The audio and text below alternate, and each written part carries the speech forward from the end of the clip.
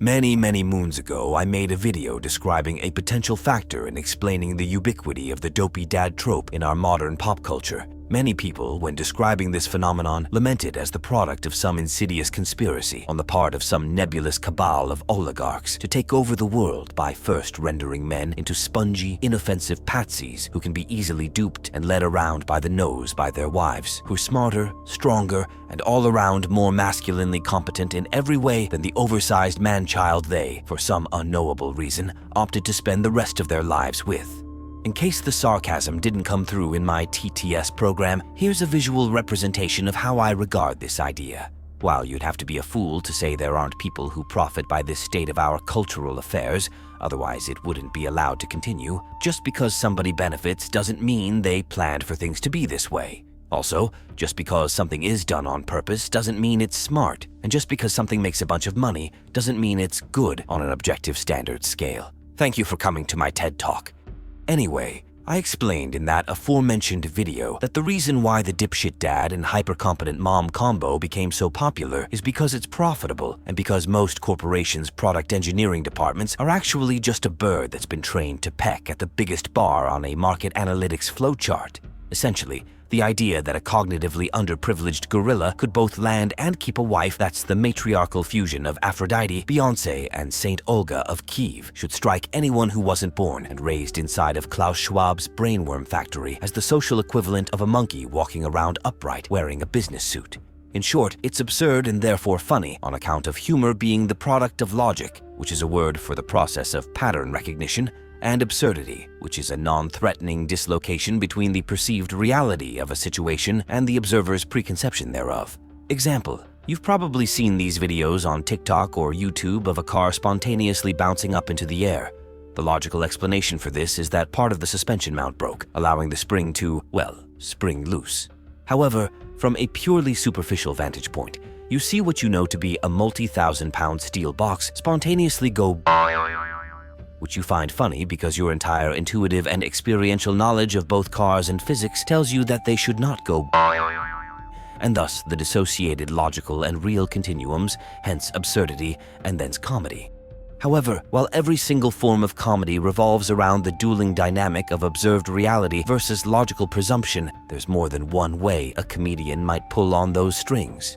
For instance, when Dave Chappelle gets up on stage and starts talking about them L's and them B's and them G's and the T's. Or George Carlin goes on television and full sends the 7 words you aren't allowed to say on television unfiltered. Shit, piss, fuck, cunt, cocksucker, motherfucker, and tits. Or Bill Burr tells us that there are, in fact, plenty of reasons to hit a woman. The absurdity derives not from any violations of our perceptual framework, but from the irreverent inversion of polite social discourse. I.e., the joke here is, everyone's secretly thinking it, but I shouldn't be saying this out loud. This is why comedy is as essential to the continual function of a civil society as the preservation of cultural, legal, and economic order. It acts as a sort of cathartic pressure release valve, creating an outlet through which people can air out their secret thoughts and grievances without fear of reprisal thanks to the obfuscatory lens of absurdity, which is also why effective comedy sells very nearly as well as sex. The problem with this is that, in these United States of shareholder value, any commercially successful joke will be reused, rehashed, reinterpreted, and recycled so much that 3 or 4 generations of people will grow up seeing little else across pop media, and as a consequence will not understand the absurdity and will use it as their benchmark for normal.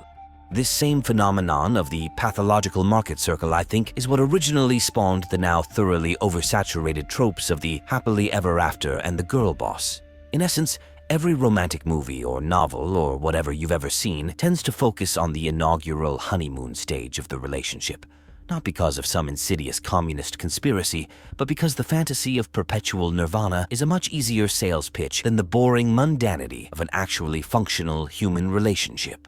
Simply put, when everything's going right in a relationship, romantic or otherwise, each day should more or less resemble the one before. The issue is, this is boring, and nobody wants to read books or watch movies that are boring. Therefore, everyone writes sex and drama into everything because that's what moves product. The problem is, again, this hormone-fueled model then becomes so pervasive that generations raised in its commercial dominion can't distinguish the truth from the fantasy anymore. And this is all before we enter in social media and influencer culture into the formula. Now we have curated algorithms selling us on everything from romanticizing mental illnesses to glorifying body dysmorphia, from affirming the most absurd dating and sexual standards to promoting conspiracy theories. And then there's just the endless seas of brain-rotting clickbait factories, slop farms, rumor mills, and gossip stalls. But yeah, I realize I'm hardly the first person to articulate the issues with letting consumerist demand dictate the course of our socio-political development. But so far as I've seen, almost nobody wants to draw the final inversely correlative line between cultural and social disintegration and vast commercial industry success. I wonder why. In any case, I've prattled on long enough for one sitting. Let's hear your thoughts now. Am I over the target, or is all the fire coming from my own overcooked engines? Let me know down in the comments. And while you're there, consider clicking the like and subscribe buttons. Join up as a member either here or on Patreon. Check out my books and alternate channels to remind YouTube that it's still consumer demand, not supply, that really determines a product's market value. And with all that said, as always, until next time, my friends, stay safe, stay sane, and always remember, you can never think too much. You can only think badly. Peace be upon you.